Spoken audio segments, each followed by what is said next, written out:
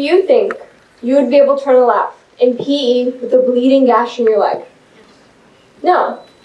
You would be asked to sit out and be taken to the nurse. However, physical wounds are not the only obstacle people can encounter.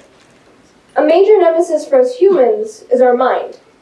Therefore, why are people who have a wounded psyche still expected to run that lap? Hi, my name is Nina. Today I want to talk to you about mental health. Something you might not know about me is that I struggle with anxiety and depression. I began struggling with my mental health at the age of 11. At first, my anxiety and depression were only affected by my life outside of school. But as I started to get older and I entered secondary, it got a lot worse. When I entered secondary school, I noticed that I wasn't alone. Many people both in and out of my grade struggled with it as well. Throughout my secondary school years, I noticed that school had a significant impact on our mental health, and sometimes schools fail to recognize this fact. Spending 8 hours a day, 5 times a week, for 9 to 10 months, and up to 25 years of our lives in a schooling environment can have a profound impact on our mental well-being. Although our school has done many things to shine a light on mental health, many of us still don't take it seriously. We think it's acceptable to joke about it or criticize it, and sometimes we believe it's unimportant. How can anyone in a schooling environment be taken seriously and respected when discussing our mental health?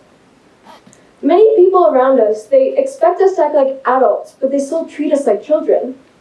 When you tell someone you're not feeling well or that you need a break, you might be dismissed with comments like, "You'll be fine," or "Try harder." It's like telling a drowning person to swim harder. It's just not helpful.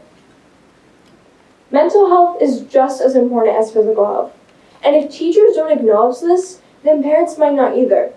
This can lead to serious consequences such as disability, unemployment, poor quality of life, substance abuse, and even suicide. According to the National Alliance on Mental Illness, almost 20% of secondary students have had serious thoughts on suicide, and 9% have actually attempted it. We need to normalize discussing our mental health and create safe environments and build communities where people feel safe and understood.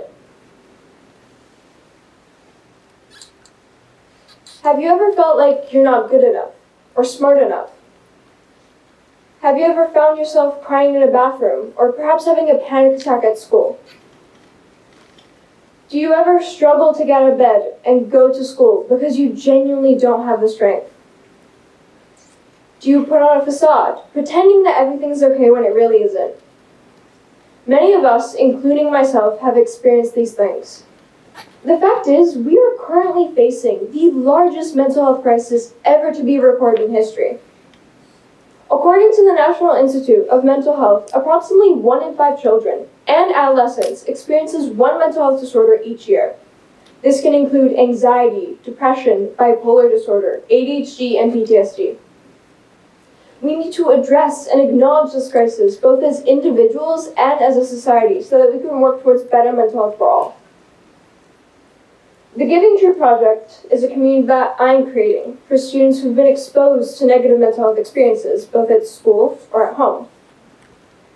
It could provide a safe and understanding environment for those who suffer from anxiety, depression, academic stress, or more.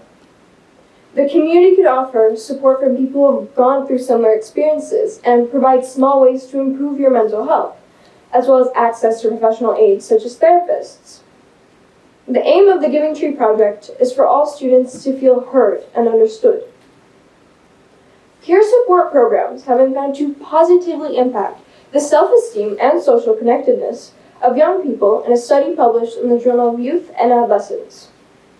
The program specifically targeted those who had substance abuse and mental health issues. Those who participated in the program experienced a significant improvement in these areas. In addition, a study published in the Journal of Child Psychology and Psychiatry revealed that peer social support can actually protect young people from developing depression.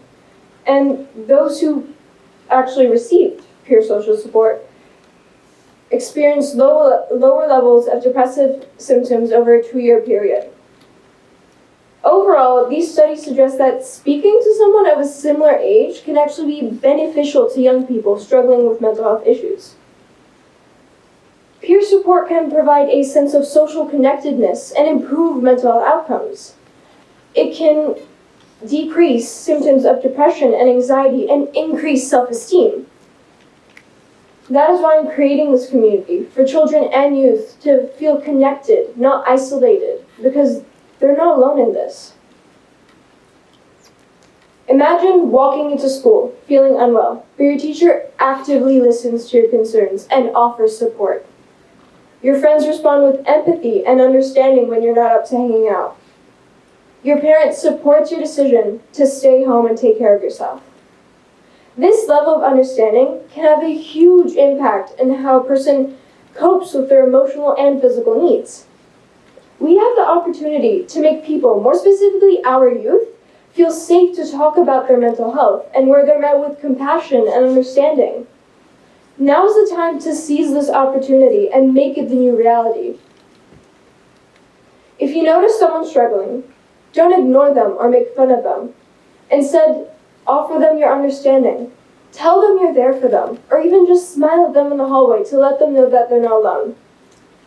If you don't know how to help them further, or if you're struggling yourself, you'll soon be able to visit thegivingtreeproject.eu to find a welcoming community to help you navigate whatever challenges you're facing. Thank you.